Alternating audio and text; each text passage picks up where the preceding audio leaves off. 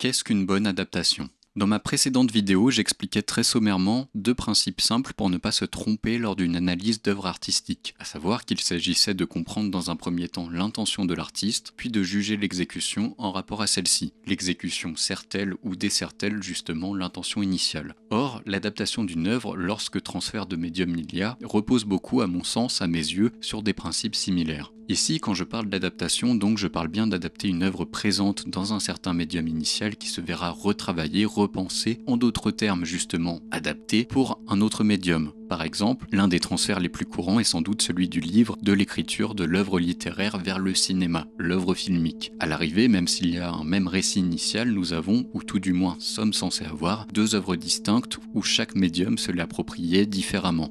La photographie, c'est la vérité. Et le cinéma, c'est 24 fois la vérité par seconde.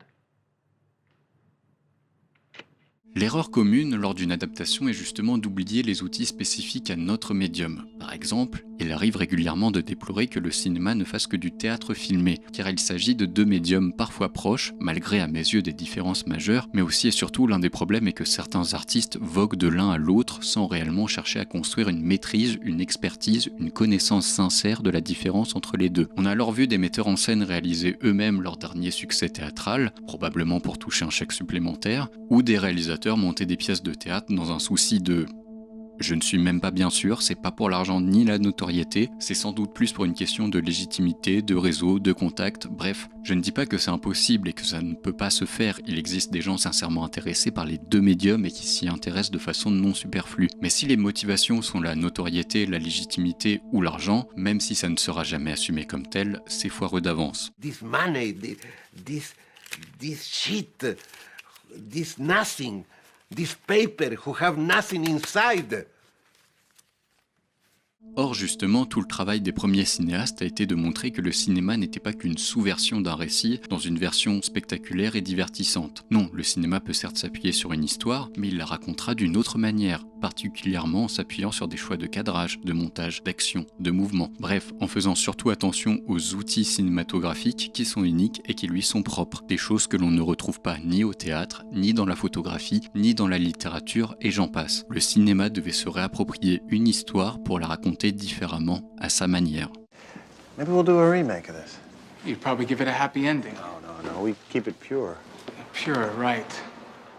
La bonne adaptation tient justement dans ce principe-là. Dans le cas d'un film qui adapte un livre, un roman par exemple, le réalisateur ou la réalisatrice doit dans un premier temps saisir et dégager les intentions derrière celui-ci. Est-ce une réflexion sur l'humanité ? Laquelle ? S'agit-il de faire ressentir du suspense, de la tension ? S'agit-il d'émouvoir, d'évoquer et susciter des sentiments humains ? S'agit-il de faire voyager, faire rêver ? La liste peut être très longue, mais c'est à peu près tout ce que le cinéaste doit garder. Un pitch, une idée de départ, une ligne directrice et surtout des intentions. Car pour tout le reste, pour toute l'exécution à proprement parler, il faudra s'émanciper au maximum de l'œuvre originale et se la réapproprier avec les outils à disposition qui sont différents. Au cinéma, on ne crée pas de la tension de la même manière qu'à l'écriture. Donc le risque, c'est qu'à trop vouloir copier, à trop vouloir être fidèle à l'œuvre originale, le mauvais adaptateur, ironiquement, ne la défendra pas bien, en faisant une œuvre désormais ratée, insipide, inapte ou incompréhensible. La mauvaise adaptation, c'est parfois celle justement qui veut trop bien faire. Elle comprend l'intention, très bien, mais cherche même à copier l'exécution, et se hasarde à faire comme de la littérature filmée, soit quelque chose de ni vraiment texte, ni vraiment film, qui ne présente aucun intérêt nouveau. Et le mot est fort, mais ce genre d'adaptation n'est qu'un sous-produit, comme une longue publicité mal exécutée pour l'œuvre originale, un sous-produit commercial à destination d'un autre public plus large, en bref, quelque chose de somme toute oubliable et regrettable.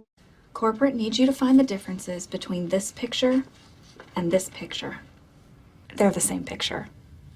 Selon moi, une adaptation réussie, c'est par exemple Mektoub My Love Kanto Uno d'Abdelatif Kechiche, qui ici adapte avec de gros guillemets La blessure la vraie, un roman de François Bégodeau. Dans le livre, qui est l'œuvre originale, l'auteur nous raconte de façon faussement autobiographique un moment de son adolescence. Il a 15 ans, revient dans sa ville natale quelque temps durant l'été, retrouve des amis d'enfance et surtout cherche à satisfaire sa libido émergente, sans succès. L'occasion pour l'auteur de dépeindre le milieu des années 80, ce qui correspond à sa propre adolescence. Les musiques qu'il écoute écoutait, des souvenirs sportifs ou des références politiques propres au moment décrit, tout en situant l'action en Vendée, là aussi, là où Bégodeau a vécu. Or, quand Kechiche adapte le roman, il prend beaucoup de liberté. Le film se déroule à Sète, là où le réalisateur a vécu dans les années 90. On y suit un protagoniste d'origine tunisienne comme Kechiche lui-même, qui revient dans sa ville natale alors qu'il commence des études de cinéma à Paris. En bref, Kechiche a gardé l'essence du roman, le récit d'un jeune homme qui retourne dans sa ville d'origine, retrouver des amis d'enfance pendant l'été, qui à la fois ressent qu'un gouffre se creuse entre lui et ses amis d'ici, mais qui aussi pourtant aimerait plus s'intégrer, surtout à voir comment eux semblent séduire plus facilement, là où le protagoniste échoue à chaque fois. Il a gardé les intentions de l'auteur. Parler de cette obsession adolescente pour le sexe, surtout pendant les vacances d'été où l'on s'imagine que dans un autre environnement et une autre temporalité que le quotidien scolaire, on peut être en mesure de se bâtir une réputation et une personnalité différentes, faisant de soi des séducteurs nés. Mais dans le roman comme dans le film, c'est bien l'échec qui guette le protagoniste. Et là où le film gère bien son exécution, c'est qu'il n'a aucunement rendu tout ça littéral. La mauvaise adaptation aurait intégré une voix off pour détailler les plans, les atermoiements, les regrets, les envies du personnage principal, ou par un subterfuge, le protagoniste, Amine, aurait tenu un carnet, un journal intime, voire se serait surconfié à des amis, à fonction de confidents. Là où le roman rentre vraiment dans le détail psychologique de son personnage principal et trace son chemin de pensée, rien de tout cela dans un film. Mektoub My Love arrive à évoquer tout cela dans un choix de cadrage minutieux, dans des acteurs bien dirigés. Là, on est justement dans la patte même du réalisateur, comme des courtes focales et des prises à répétition qui cherchent à capter le moment authentique. C'est par le biais d'un sourire gêné, d'un petit moment de silence, d'une conversation où Amine ne trouve pas ses mots que toute sa pensée est montrée, et non expliquée au public.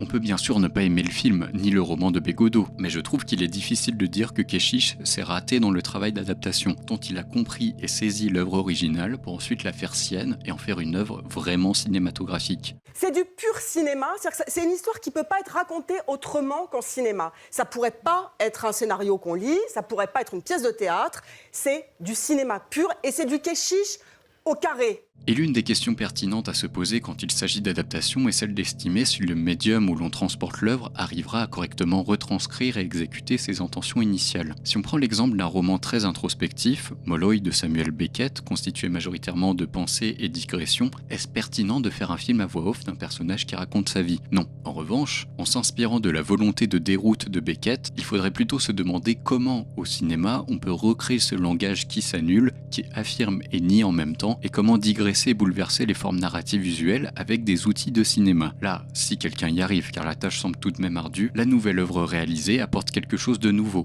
d'intéressant. Ça me fait penser à un passage des entretiens Hitchcock-Truffaut. Truffaut met justement en avant le fait qu'Hitchcock n'a toujours adapté que des romans de gare, de la littérature strictement récréative, pour reprendre ses termes, et que même plus, ceux-ci n'avaient en général pas eu un bon accueil critique ou un grand succès à leur sortie. Mais beaucoup d'admirateurs d'Hitchcock auraient aimé le voir adapter un roman plus conséquent, par exemple Crime et Châtiment de Dostoïevski, dont certaines thématiques, autour de la culpabilité, coïncident avec celles du cinéaste. Ce à quoi il répond « Je ne le ferai jamais parce que Crime et Châtiment est l'œuvre de quelqu'un d'autre, justement ». On parle souvent des cinéastes qui, à Hollywood, déforment l'œuvre originale. Mon intention est de ne jamais faire cela. Je lis une histoire seulement une fois. Quand l'idée de base me convient, je l'adopte, j'oublie complètement le livre et je fabrique du cinéma. Je serais incapable de vous raconter Les Oiseaux de Daphné du Maurier. Je ne l'ai lu qu'une fois, rapidement. Ici, Hitchcock montre qu'il a tout compris. Il ne s'attarde pas à lire et relire un livre pour essayer d'en faire une adaptation fidèle à la virgule près. Au contraire, il ne le lit qu'une fois, ce qui est suffisant pour le comprendre de façon générale. Ensuite, il le met de côté et cherche le plus possible à penser cinéma. Mais plus loin, François Truffaut demande tout de même à Hitchcock pourquoi il ne pourrait pas appliquer ce même principe à Dostoïevski. Ce à quoi Hitchcock répond que, chez l'auteur russe, tous les mots ont une fonction. Or, par définition, un chef-d'œuvre a trouvé sa forme parfaite, sa forme définitive. Quand bien même il arriverait à en faire un bon film, celui-ci resterait amoindri par rapport au roman qui a trouvé sa forme finale, sa forme aboutie. C'est pourquoi Hitchcock s'intéresse autant à ces romans de seconde zone, un peu oubliés, ces thrillers un peu ratés, mais qui contiennent tout de même un bon pitch initial. C'est parce qu'au cinéma, avec sa maîtrise du suspense, il arrivera à corriger ses œuvres, à les augmenter et en quelque sorte, à les sublimer. Il les repêche pour en proposer une forme meilleure, plus efficace. C'est pour ça que la bonne adaptation, elle ne s'inspire pas toujours d'une bonne œuvre originale en fait. Parfois justement il faut puiser dans ce qui a échoué, car le médium n'était pas le bon. Et à ce moment-là, appliquer ce principe Hitchcockien de n'en garder que les grandes lignes, ne pas chercher l'adaptation minutieuse, et au contraire, vite construire et écrire du cinéma pour voir si notre pressenti s'avérait juste.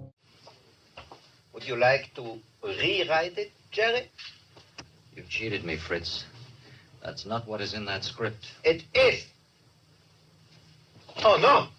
En bref, à ceux qui m'écoutent et ont un projet d'adaptation, méfiez-vous justement de l'œuvre que vous aimez trop et à laquelle vous chercherez à être trop fidèle, à vouloir la copier à la virgule près, au mot près. Pensez toujours que, dans l'exemple du cas livre vers film, vous faites du cinéma avant tout. Et c'est justement toute la subtilité. C'est parfois en prenant ses distances, comme dans le cas de Mektoub My Love, que l'on fait justement l'adaptation la plus réussie, car la plus fidèle aux intentions originales, et c'est ce qui importe le plus. Et tant pis si l'auteur ou l'autrice n'est pas content car il manque une scène ou une réplique qu'il ou elle trouvait bien écrit, car ce qui est bien écrit n'est pas forcément bien à voir et à entendre. Au revoir.